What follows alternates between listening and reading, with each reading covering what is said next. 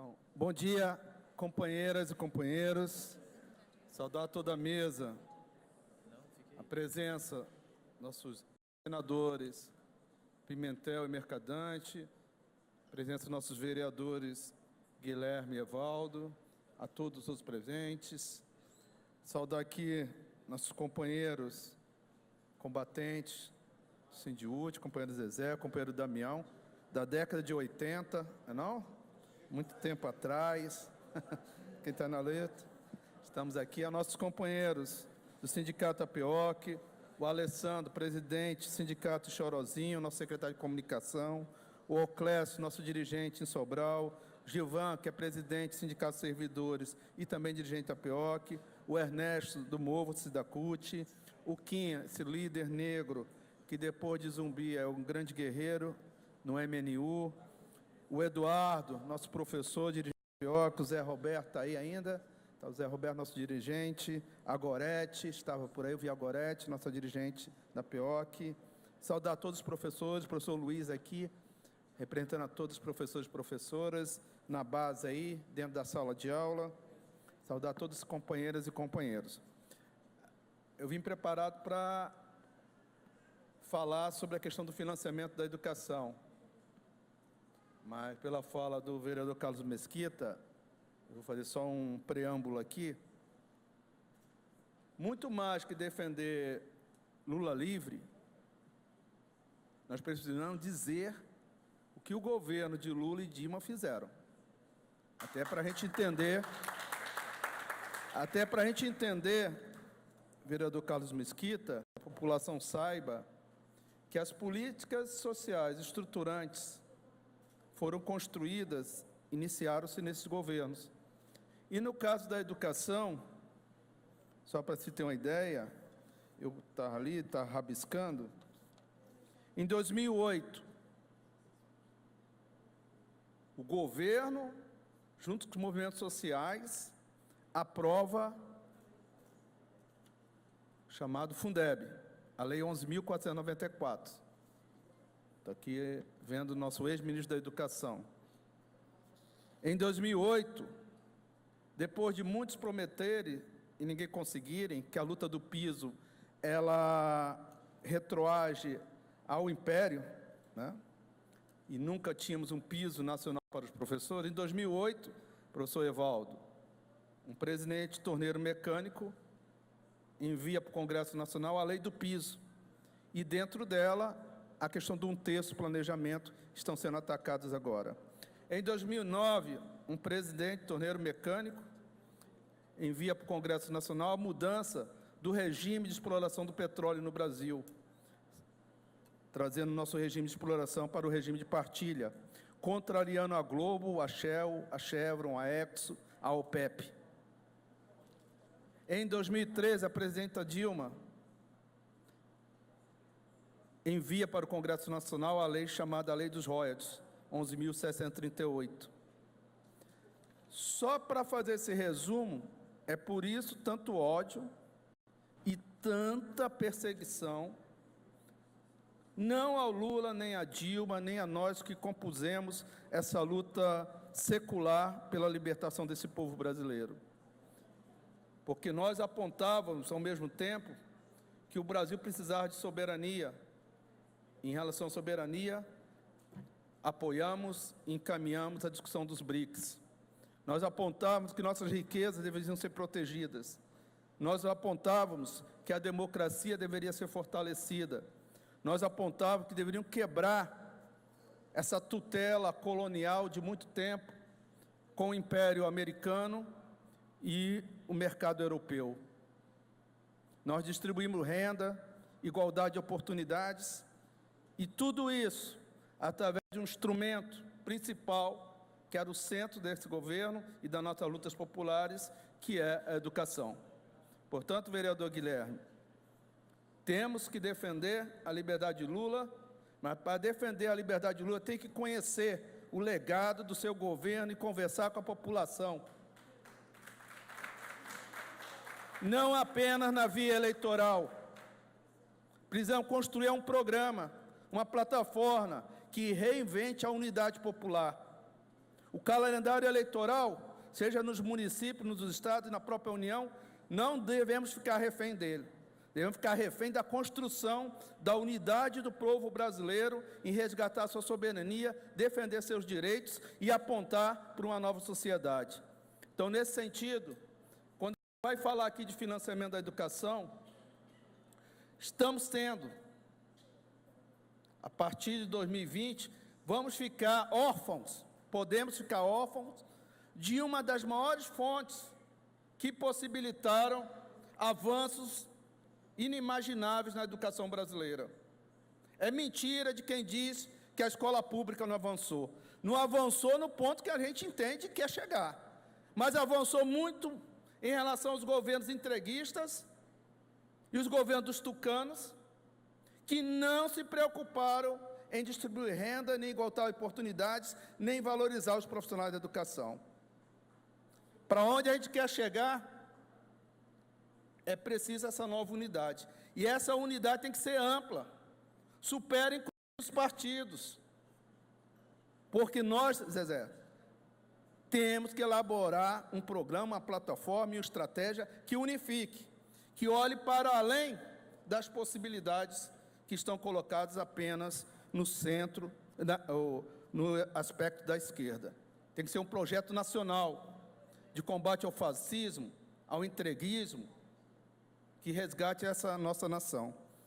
Então, para falar de uma dessas perspectivas, eu vou falar da educação, que é onde a gente atua com mais ênfase. A educação brasileira hoje, e os profissionais da educação, têm recurso. Tem recurso no passado, cerca de 150 bilhões estabelecidos por chamado precatórios do Fundef, que nós estamos resgatando, já está resgatado pela educação. O STF já disse, ex-ministro Mercadante, em 2017, que esses recursos que não foram repassados de forma regular para os estados e municípios, hoje são destinados obrigatoriamente para a educação. 150 bilhões, a projeção de precatórios dos municípios e dos estados. E muitos desses precatórios já estavam entrando nos municípios. Infelizmente, alguns prefeitos e agora governadores não querem carimbar esse dinheiro da forma como deve ser carimbado. O Fundef coloca dentro da Constituição que 60% para os professores, que foi uma grande luta, tem que ir para os professores, e 40% para a manutenção e pagamento dos outros funcionários. Essa é uma luta que a gente tem que ter, inclusive aqui no município de Fortaleza, com mais responsabilidade e com mais ênfase. Então, é dinheiro do passado, 150 bilhões. No presente, nós temos, fruto da Lei 11.738, da presidente Dilma, chamada Lei dos Royalties, do petróleo e do gás, que ela tem o Fundo Social do Pré-Sal, que lá atrás, com o governo Lula, era o Fundo Soberano, da Lei 12.351, nós temos hoje, segundo estudos, cerca de 15 bilhões estocados, só derivados da lei, chamada Lei dos Royalties, que poderiam estar irrigando o Fundeb velho, que está acabando, morrendo sem dinheiro, poderia estar irrigando esse Fundeb para a gente, pelo menos, superar a grande crise que nos ameaça. Isso no presente. E para o futuro, nós temos essa perspectiva do novo Fundeb, que nós precisamos ter uma grande unidade. Foi criada, nós trabalhadores da educação, com muito esforço, muita coragem, criamos a chamada Frente Norte e Nordeste de Defesa da Educação, passando inclusive das instituições, porque o movimento sindical também precisa se reinventar. O movimento sindical precisa também apontar novas perspectivas de organização dos trabalhadores. Então, a Frente Norte e Nordeste, superando as dificuldades, tem como foco a defesa da educação. E nessa perspectiva, nós queremos colocar a importância de priorizar a defesa da permanência do Fundeb. E o ex-ministro sabe muito bem, não foi só a questão do financiamento.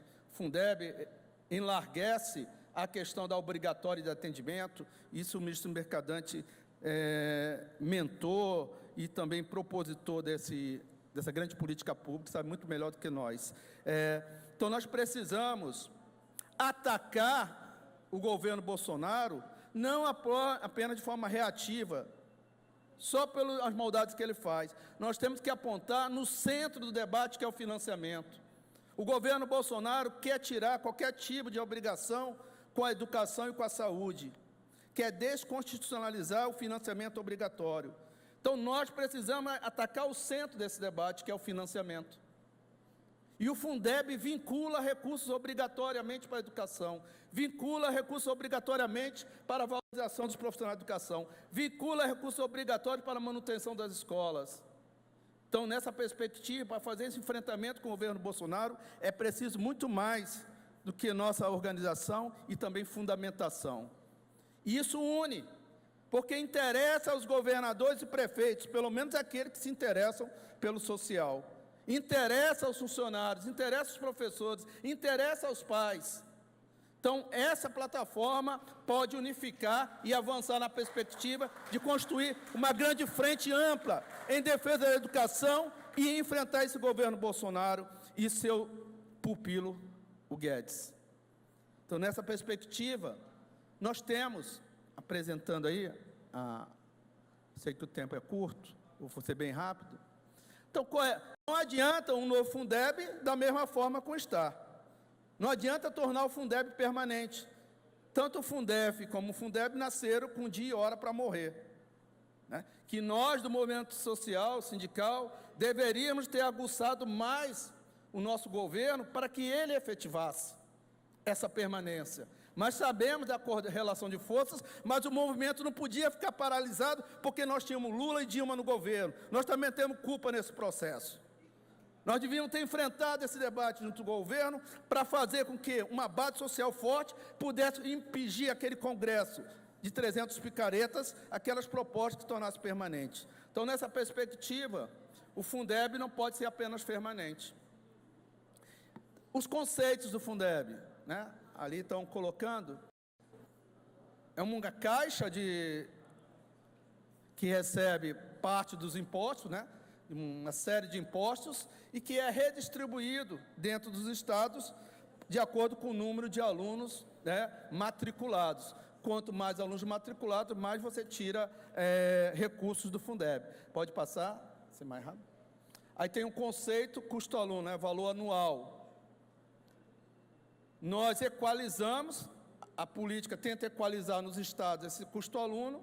Sabemos que, devido às economias serem diferentes nos estados, né, as economias do Sul e Sudeste são muito mais poderosas, né, arrecadam muito mais, então o custo-aluno lá é superior. E o Fundeb, Luiz Mercadante, senador, veio com esse princípio de equalização, que é um princípio importantíssimo, né? Tanto é que, para aqueles estados e municípios que não conseguem chegar a esse custo-aluno, retornam uma chamada complementação da União. E para onde vai essa complementação da União? Exatamente para os estados do Norte e do Nordeste. Exatamente para os estados que, historicamente, foram explorados. Exatamente para os estados que não poderia, senador Pimentel, ter a política de expansão de refinarias da Petrobras. Que há um preconceito histórico no país contra quem habita essas regiões. E o Fundeb vem tentando fazer essa correção, por isso ele é importante, por isso ele é atacado por quem defende a política neoliberal. Falar em perenizar não seria suficiente, né? Se vocês observar aí, da implementação do Fundeb em 2008 até 2019, vamos perceber que os 4 primeiros anos, que eram os anos da integralização das matrículas, né, você tem um acréscimo de receitas, mas depois começa a ter um decréscimo, principalmente a partir de 2012. Né? Você começa com 35,5, né, tudo lá no verde, e depois o crescimento do caixa do Fundeb vem diminuindo, por diversas razões. Vai ter uma anomalia em 2016, porque entrou recursos também da repatriação, então é artificial aquele crescimento ali, mas a tendência do Fundeb é cada vez mais esse caixa secar. Né? O caixa tinha recursos inicialmente, mas devido à implantação do piso, à melhoria das carreiras, onde houve luta, e aqui eu quero parabenizar os trabalhadores da educação de Fortaleza, do Estado do Ceará, temos as melhores carreiras hoje de professores no Brasil. Por luta. Não foi dádiva, não, foi muita luta. As melhores carreiras hoje do Brasil são de Fortaleza, Guilherme, e do Ceará, da rede estadual, fruto de muita organização dos trabalhadores e de articulações de conquistar políticas públicas efetivas, né? Então, esse decréscimo do Fundeb já indicava que o Fundeb não pode ser só permanente. Se é uma política pública importante, tem que ir para dentro da Constituição de forma permanente, não, Zezé? 5 minutos. Mas, às vezes, mas às vezes, tornar permanente na Constituição não vai resolver, porque o caixa está secando. E aonde a gente vai botar dinheiro novo? Da onde a gente vai apontar dinheiro novo? Exatamente do recurso do ROD, do pré-sal, da taxação das grandes fortunas, de maior investimento na educação e de maior complementação da União.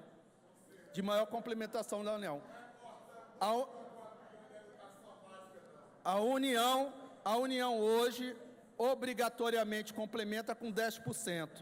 Nas 3 PECs que estão rolando no Congresso Nacional, fruto de luta, nas 3 PECs colocam ampliar a complementação à União de 10% até 40%. Né?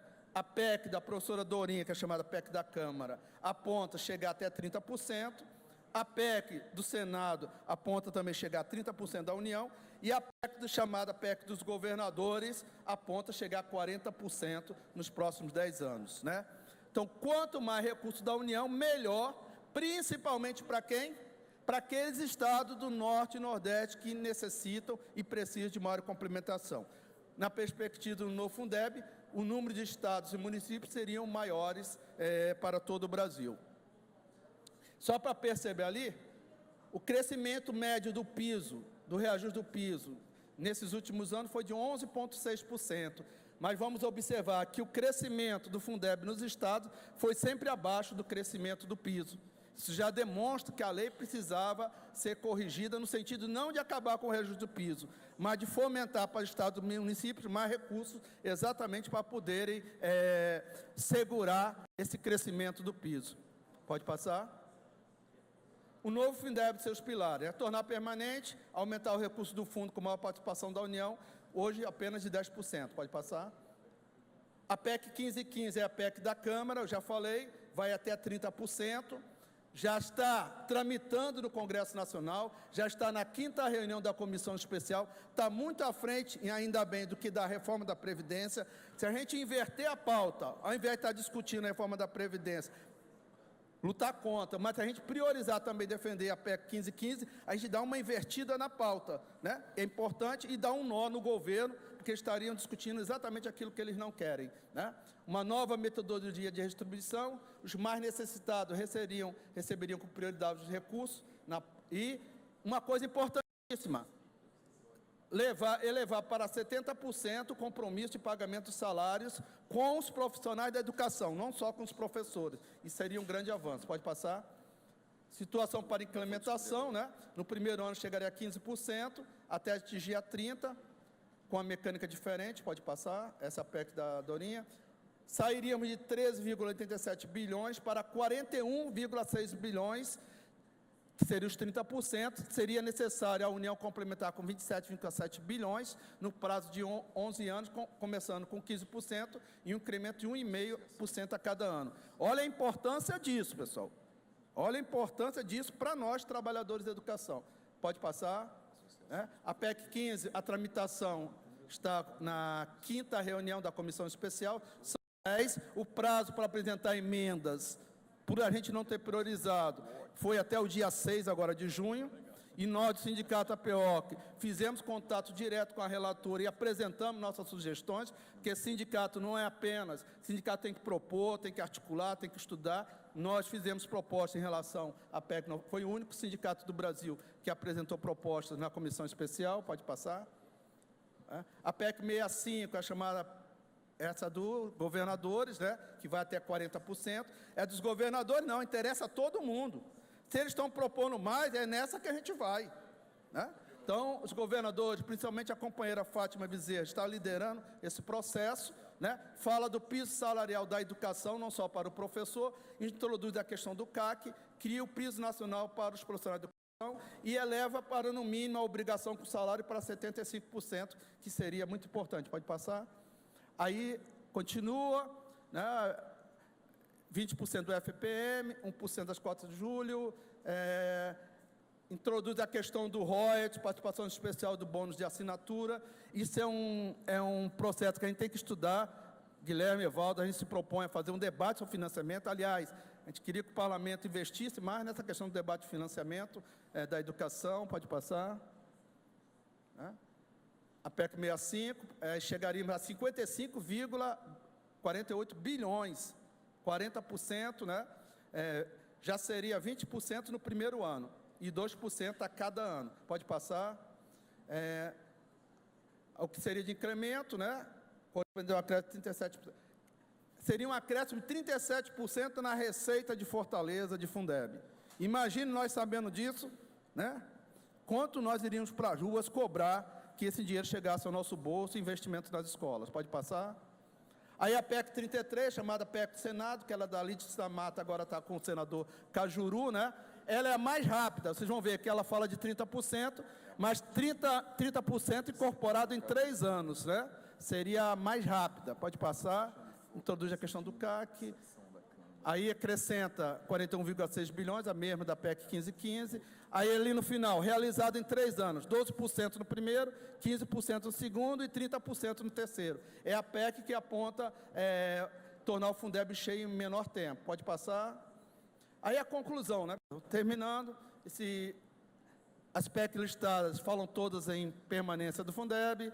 Também fala em aumento da parcela de contribuição de 10%, 30% até 40%, diverge sobre a forma de distribuição, né? Cada uma propõe uma forma de distribuição, programa integralização ao longo de alguns anos para atingir o percentual, fala sobre aspectos da carreira, aplicação mínima para a educação, e a PEC 6519 na inserção de novas fontes, sem a necessidade de regulamentação estadual, toca na questão do ROI do petróleo. Então, para finalizar, senadores, vereadores, trabalhadores de educação, Mercadante, sei que te encontrei, te perturbei pra caramba, com um documento aqui 3 vezes, você se lembra, lá com o Cid, lá no Palácio, entregamos lá com um evento da Prefeitura, em Sobral também, nós falávamos da nacionalização da carreira e da defesa dos royalties para a educação. E você disse o seguinte, e começou a fazer, pode não ser isso, mas pode ser uma coisa, e introduziu, acho que dali era o começo, um chamado de fortalecimento, Pacto de Fortalecimento do Ensino Médio.